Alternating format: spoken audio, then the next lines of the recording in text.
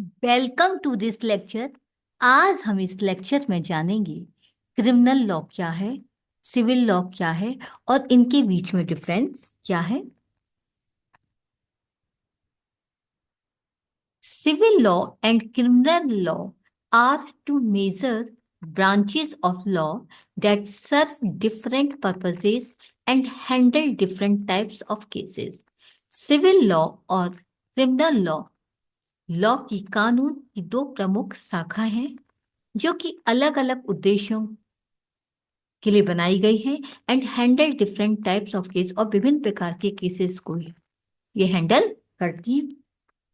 Civil law, अब देखते हैं कि सिविल लॉ क्या है। Civil law deals with dispute. Civil law ऐसे झगड़ों से संबंधित है बिटवीन इंडिविजुअल, जो लोगों के बीच में होते हैं, ऑर्गेनाइजेशन संस्थाओं के बीच में होते हैं या दोनों के बीच में होते हैं। वेयर कंपेंसेशन, जहां पर क्षतिपूर्ति का प्रावधान होता है, यूजुअली मनी, खास तौर से पैसे देकर, मनी को देकर उस झगड़े को निपटा दिया जाता है।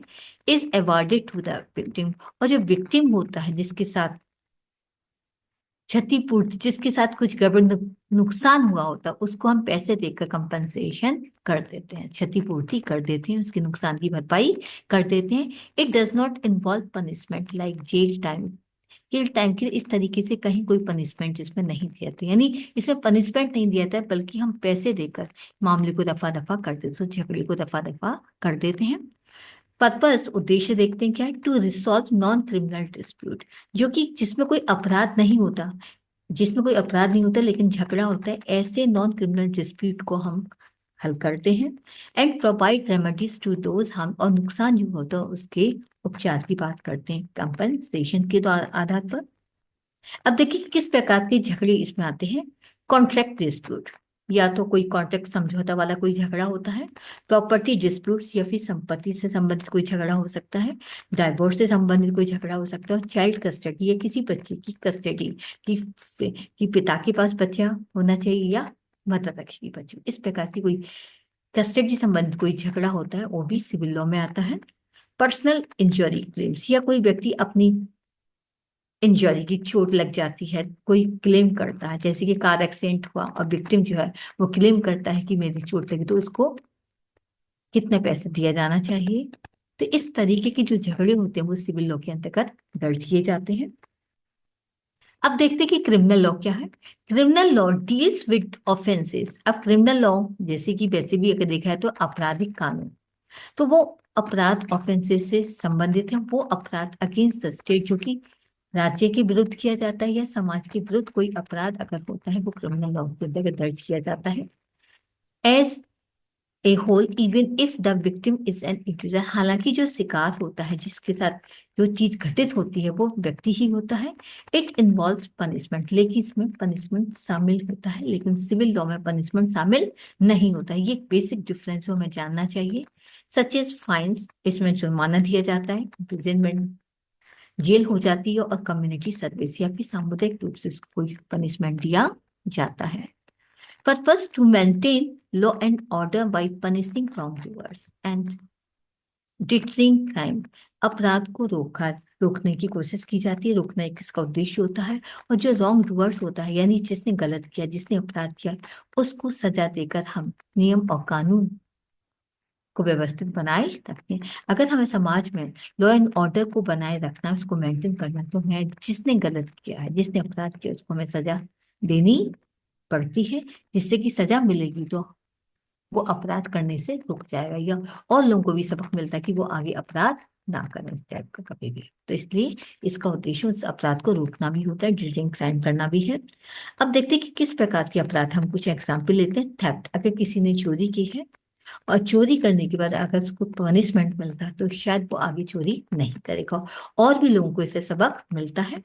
असल्ट, अगर किसी ने कोई किसी को अटैक किया, असल्ट, चोट पहुंचाई है किसी को भी, आक्रमण किया है किसी को, तो हम इस प्रकार की भी ऑफेंसिव जो अपराध उसको क्रिमिनल लॉ में काउंट करते हैं। मर्डर, किसी ने किसी का मर्डर किया है। ड्रग ट्रैफिकिंग, या किसी ने ड्रग का कोई ट्रैफिकिंग, कोई ऐसा काम करता है जो स्टेट पर, हमारी सोसाइटी पर बुरा प्रभाव पड़ता है, तो वो क्रिमिनल लॉ के अंतर्गत काउंट होता है। अब देखते हैं कि दोनों में डिफरेंस क्या है। सिविल एंड क्रिमिनल लॉ के बीच में कुछ फीचर्स हैं, देखिए। पार्टीज इन्वॉल्व, इसमें कौन कौन सी पार्टीज इन्वॉल्व होती है, शामिल होती हैं, तो सिविल लॉ में इंडिविजुअल्स वर्सेस इंडिविजुअल ऑर्गेनाइजेशन, इसके अंतर्गत व्यक्ति और व्यक्ति के बीच में झगड़ा हो सकता है या व्यक्ति और संस्था के बीच में झगड़ा हो सकता है। क्रिमिनल लॉ में स्टेट वर्सेस एक्यूज, इसमें राज्य हो सकता है, समाज हो सकता है, और जो दोषी व्यक्ति है वो व्यक्ति हो सकता है, उनके बीच में झगड़ा हो सकता है। पर्पस कंपेंसेशन फॉर हार्म और लॉस, सिविल लॉ के अंतर्गत हम क्षतिपूर्ति, उसकी जो नुकसान हुआ है, उसका जो हार्म हुआ है, उसकी जो लॉस हुआ है, उसको हम क्षतिपूर्ति करते हैं। Punishment for crimes, criminal law में हम जिसने अपराध किया होता है उसको हम दंड देते हैं। स्टैंडर्ड ऑफ प्रूफ, हम इसमें प्रूफ का भी देखते हैं। Balance of probability is more likely than not, हम ज्यादा इतना नहीं, लेकिन हम एक प्रोबेबिलिटी, कितनी संभावना, संतुलन बनाए रखने की बात होती है कि दोनों पार्टीज के लिए संतुलन बनाए रखने की कोशिश की जाती है। क्रिमिनल लॉ में बियॉन्ड ए रीजनेबल डाउट, इसमें एक डाउट से भी कहीं आगे बढ़कर मामला होता है, हम शक के आधार पर नहीं सकते, कहीं आगे बढ़ के रहते, तभी हम उसकी पनिशमेंट की बात करते हैं। आउटकम डिफेंडेंट पेज डैमेज और फॉलो कोर्ट ऑर्डर, इस सिविल लॉ के अंतर्गत जो डिफेंडेंट होता है वो अपने नुकसान की भरपाई करता है, यानी जो भरपाई से मतलब अगर उसके द्वारा किसी के नुकसान हुए तो वो भरपाई करता है, और वो कोर्ट के ऑर्डर को भी फॉलो करता है। डिफेंडेंट इज पनिश, इसमें जो डिफेंडेंट गलत किया है उसको सजा मिलती है, चाहे जेल हो सकती है या उसको जुर्माना दिया जाता है, जुर्माना लगाया जा सकता है उस पर। एग्जाम्पल ब्रीच ऑफ कॉन्टेक्ट, कोई इसी किसी प्रकार का अचानक ही कोई भी कॉन्टेक्ट उसको तोड़ देना बीच में। डाइवोर्स, या डाइवोर्स हो जाना, तो इसमें पैसे लेकर क्षतिपूर्ति की जा सकती है कि इतने पैसे ये हर महीने देंगे, कैसे। रॉबरी का केस हो सकता है, असॉल्ट का केस हो सकता है, मर्डर का केस होता है, तो इस तरीके के कत्ल हो सकते हैं, लूट पाट हो सकती है, चोरी हो सकती है, वो सभी क्रिमिनल लॉ के अंदर काउंट की जाती है।